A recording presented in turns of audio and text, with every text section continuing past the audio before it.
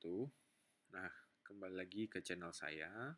Kali ini kita akan membahas mengenai analisis regresi berganda atau multiple regression analysis.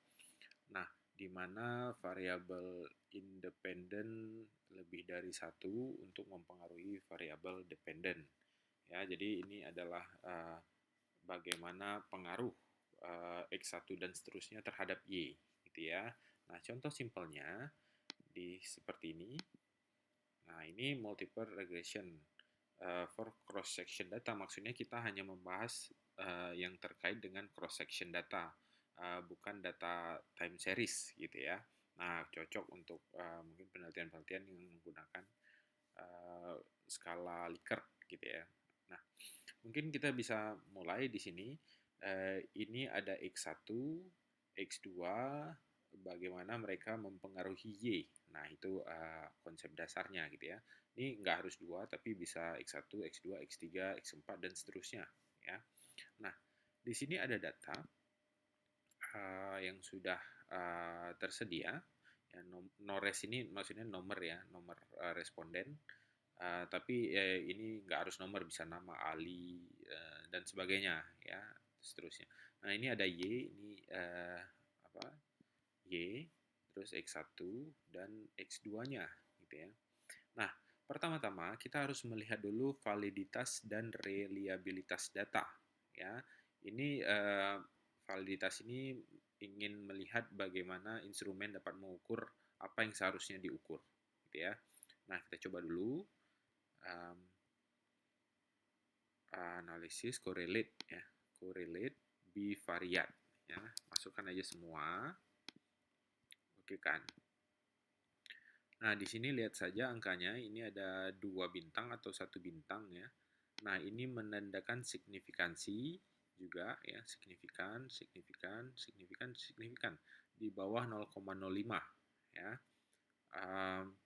Kalau di atas 0,05 berarti tidak signifikan ya. Nah, berarti data tersebut sudah valid. Ini menggunakan metode Pearson correlation ya. Nah, selanjutnya kita akan mengukur reliabilitas, yaitu keakurasian data yang tersedia. Nah, kita masukkan saja semua. Ini tetap di alpha. Oke kan. Nah, ini kita lihat angka Cronbach alpha-nya 706. Nah, menurut teori Cronbach alpha harus di atas 0,7, artinya ini sudah memenuhi. Tapi ada teori juga yang mengatakan bahwa harus di atas 0,8. Ada teori yang mengatakan harus di atas 0,9 juga, ada yang 0,90 ya. Tapi jika menggunakan teori di atas 0,70 ini sudah bisa ya. Nah, selanjutnya ini sudah layak untuk dianalisis lebih lanjut. Nah, mari kita regres langsung saja ya. Regression linear. Taruh variabel Y di dependen, X1 dan X2 itu di independen ya. Lihat statistiknya, centang. Oke. Nah, ini tidak usah dicentang. Kenapa? Karena ini untuk data time series ya. Biasanya kebanyakan data-data rasio di situ ya. Oke kan, continue. Ya, terus ada plots. Nah, ini untuk menguji heteroskedastisitas. Z prediction value ini taruh di X. Nah, kalau Z residual ini letakkan di Y. Oke. Z resid, Z pred ini prediction, resid adalah residual ya. Centang normal probability plot untuk menguji normalitas sekaligus ya. Continue. Oke kan? Oke, dan keluar hasilnya. Nah, di sini kita bisa lihat hasilnya. Yang pertama itu R square dan adjusted R square ya. R square ini seberapa variabel Y dipengaruhi variabel X besarannya ya. Besaran variabel Y dipengaruhi oleh variabel X1 dan X2 yaitu sebesar 0,49% dan kalau adjusted R square-nya 0,48%. Artinya di luar dari persentase di luar persentase adjusted R square ini ya. Ini dipengaruhi oleh variabel lainnya, variabel independen lainnya, gitu ya. Nah, bisa jadi nanti variabelnya ada X3, X4 yang tidak ada dalam penelitian ini. Misalnya nilainya 0,48 ya. Artinya sebesar 0,52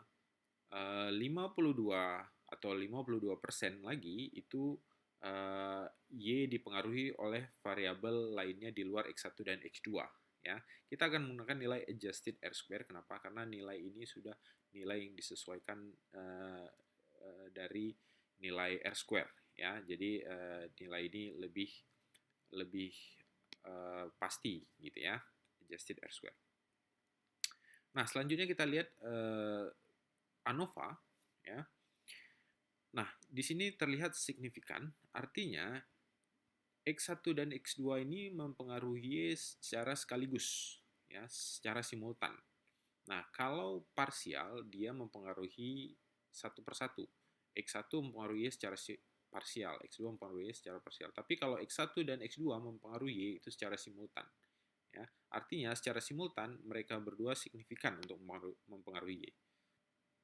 Dan selanjutnya kita lihat tabel koefisien. Ya, kita ambil yang standardized coefficient. Kenapa? Karena kita adalah data Likert ya.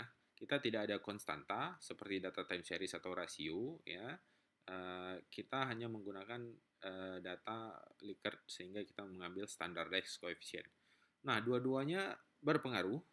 Kita bisa lihat dari nilai signifikansi ini di bawah 0,05 ya. Di bawah 0,05 ini 0,000 ya. Jadi X1 mempengaruhi Y secara signifikan dan X2 mempengaruhi Y secara signifikan. Terus kita lihat misalnya kita lihat uji VIF. VIF ini uji multicollinearity, seberapa terdapat pengaruh antara variabel independen gitu ya. Seharusnya tidak terjadi multicollinearity, artinya hubungannya lemah gitu ya. Hubungan ya, melihat hubungan X1 dan X2 atau variabel independen. Nah, VIF ini syaratnya adalah dia harus di bawah 10 ya, dengan nilai tolerance di atas 0,10 ya. Yang harus diingat, ini harus di bawah 10, ini kan 1 sekian. Ini juga 1, sekian. Oke, sudah memenuhi syarat dan ini harus di atas 0,10 atau 0,1. Ini sudah 0,9. Oke, berarti tidak terjadi multicollinearity, artinya sudah oke hasil dari penelitian multiple regression analysis ini ya. Nah, selanjutnya kita bisa lihat di data ini, normalitas data gitu ya. Dia masih seputar garis lurus ini, artinya dia datanya normal. Oke. Dan ini melihat heteroskedastisitas di mana data ini tidak berpola ya.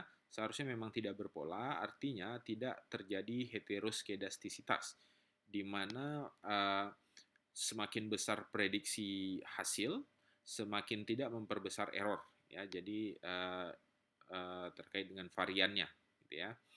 Nah, dengan demikian selesai sudah multiple analysis regression kita kali ini. Jika ada pertanyaan silakan komen.